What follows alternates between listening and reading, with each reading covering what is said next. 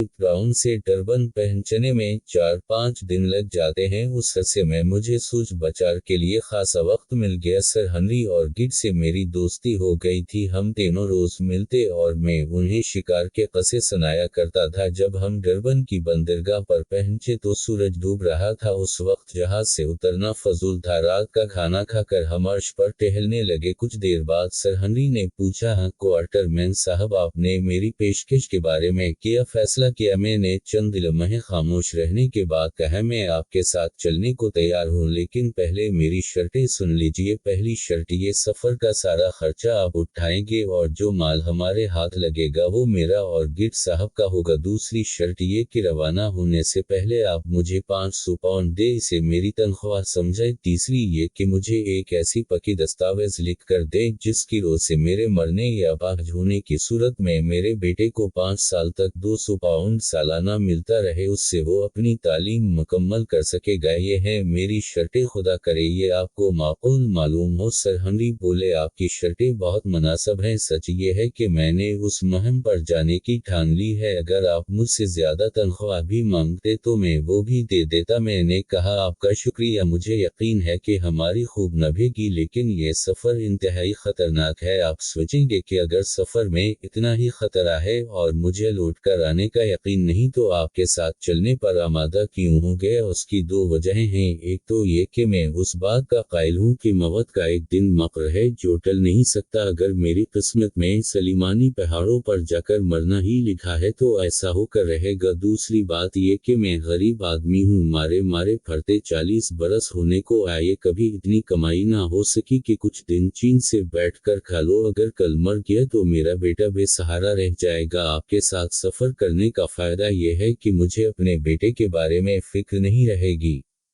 अगली सुबह हम जहाज से उतरे। मैं शहर से बाहर एक छोटे से मकान में रहता था। इसी का रास्ता लिया। मकान में इतनी गुंजाइश न थी कि 2 मेहमान ठहर सकें, इसीलिए सर हेनरी और गिड मेरे बाग में खीमा लगा कर रहने लगे। शुरू के चंद दिन तो अदालत जाने और लिखा पढ़ाई करने में गुजर गए। दस्तावेजें तैयार होने की देर थी कि मैंने सफर की तैयारी शुरू कर दी। ये काम मेरे सिवा कोई कर भी नहीं सकता था, क्योंकि सर हेनरी और गिड को अफ्रीका के हालात का कुछ भी पता न था। सबसे पहले मैंने एक बैल गाड़ी खरीदी जो इतनी बड़ी थी कि उसमें 20 बैल बैठ जाते थे। गाड़ी के आधे हिस्से पर छत थी ताकि सोने और बैठने का आराम रहे, और आधा हिस्सा खुला हुआ था जो सामान लादने के काम आता था। चूंकि हमारा इरादा रास्ते में शिकार खेलने का भी था और फिर सफर भी खतरनाक था, इसलिए ये तय पाया कि अच्छी तरह हथियार बंद होकर जाना चाहिए। हमने 6 भारी बंदूकें, 3 राइफल और 3 पिस्तौल साथ ले लिए। खाने पीने उड़ने बचाने का जरूरी सामान भी खरीद लिया। गिड के बारे में पता चला कि वो संदियाफ्ता डॉक्टर तो नहीं, लेकिन दवादारों में इतना माहिर है कि डॉक्टर क्या होंगे। उसके कहने पर दुआओं का एक बक्स भी गाड़ी में रख लिया। उसके बाद नौकरों की तलाश हुई। हमें सिर्फ 2 गाड़ी बान चाहिए थे और वो आसानी से मिल गए। हमें 3 और नौकरों की जरूरत थी, और वो भी ऐसे जो बहादुर भी हो और भरोसे के काबिल हों। बड़ी दूर धूप के बाद मैंने 2 आदमी ढूंढ निकाले।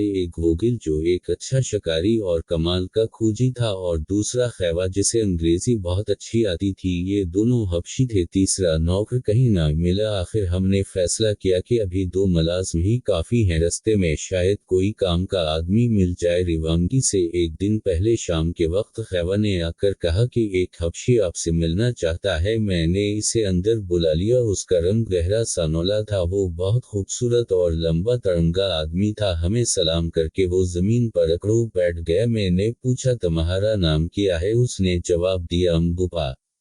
मैंने पूछा, कैसे आए? बोला, साहब बहादुर, मैंने सुना है कि आप उन गोरे सरदारों के साथ शुमाल की तरफ जाने का इरादा रखते हैं। जब मैंने इसे बताया कि ये सच है तो मैं उससे क्या गर्ज? उसने कहा, मेरी गर्ज ये है कि अगर तुम लोग सचमुच इतनी दूर जाने का इरादा रखते हो तो मैं तुम्हारे साथ चलूंगा। उसके बात करने का अंदाज मुझे पसंद नहीं आया। वो जरूरत से ज्यादा गुस्ताख मालूम होता था। मैंने इसे डांटना, जरा जुबान संभाल कर बात करो। तुम किस गांव और कबीले से हो? उसने जवाब दिया, मेरा कोई गांव नहीं, मैं सोलो कबीले का हूँ भी और नहीं भी। मेरा वतन बहुत दूर शुमाल में है, जहाँ से मैं बचपन में सोलों के देश चला आया था। मैं सिपाही हूँ और बड़ी बड़ी लड़ाइयों में हिस्सा ले चुका हूँ। 2-3 साल पहले मेरा जी ताया तो सोलों के देश से नकुल कर गोरों के रंग ढंग देखने चला आया। अब मेरा दिल यहाँ भी नहीं लगता, मैं शुमाल की तरफ जाना चाहता हूँ। मैं बहादुर हूँ, साथ ले चलूंगे, तुम्हारे काम आऊंगा। मुझे तनख्वाह वगैरह कुछ नहीं चाहिए, बस खाने को दे दिया करना। बात खत्म हुई। सरहंदी बोली, ठीक है, आज से तुम हमारे मुलाजिम हुए। सफर की तैयारी हो चुकी थी। अगले दिन सुबह हम सफर पर रवाना हुए। जनवरी में डरबन से चले थे और कहीं मई में सत्तांदा नामी गांव पहुंचे, जहां से असल सफर शुरू होता था। हमने रास्ते में काफी शिकार खेला और कई और बहुत से हरण मारे। एक अफसोसनाक हादसा भी पेश आया, वो ये कि बेचारे खैवा को एक हाथी ने मार डाला। वो गिद्ध को बचाने की कोशिश कर रहा था। उस बहादुर आदमी के मरने का हम सबको बहुत दुख हुआ। उसके अलावा हमारे के बैल बीमार होकर मर गए और हमें सत्तांदा पहुंचने से पहले ही बैलगाड़ी को सलाम कहना पड़ा। हम इसे एक गोरे पादरी के पास अमानत रख आए और जरूरी सामान मजदूरों के सर पर लिदवा कर पैदल सत्तांदा पहुंचने। सत्तांदा बहुत अजान और वहशतनाक जगह है। गांव क्या है, चंद घास फूस के झुंपड़े, 1-2 मिट्टी के बने घर और मवेशियों के बाड़े हैं। इतना भी गनीमत समझे क्योंकि उससे आगे जो बयाबा है, उसमें आदमी तो क्या जानवर तक नजर नहीं आता।